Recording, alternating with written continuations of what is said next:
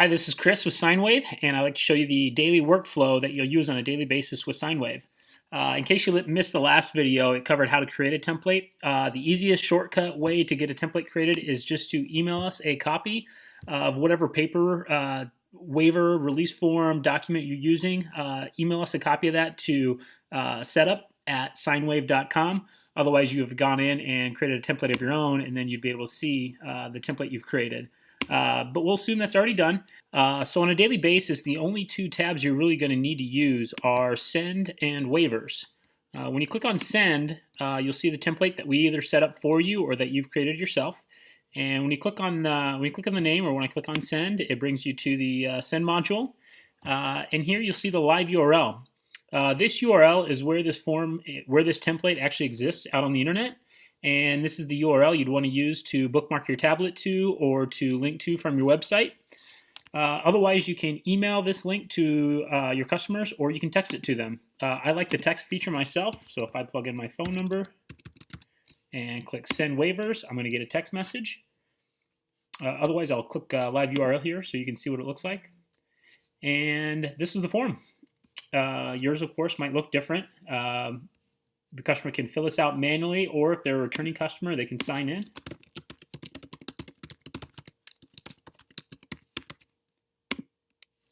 Auto-populates their information. Plug in my date of birth. And go ahead and sign it.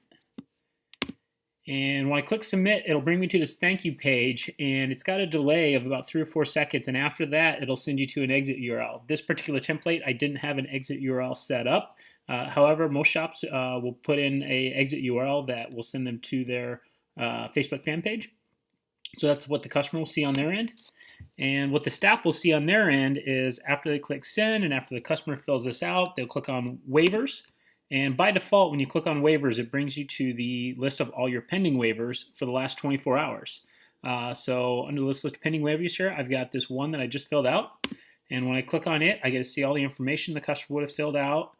And this, as you notice, shows up on the staff's end, but it did not show up on the customer's end because it was marked as admin only.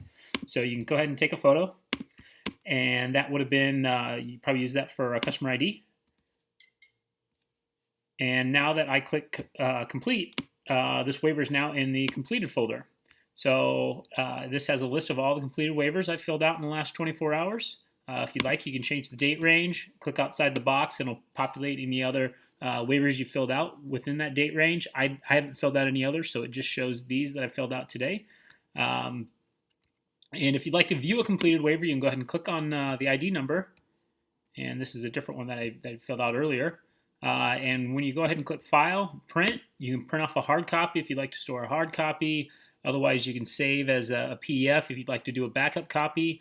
Otherwise, they're always stored on our system safely, securely, forever. So you never have to worry about where your waivers are at. So that's the basic workflow, going from send to waivers. And that's what you'll do on a daily basis. If you have any questions or concerns whatsoever, you can always email us at support@signwaive.com. or by calling us at 813-922-8817. Thanks a bunch.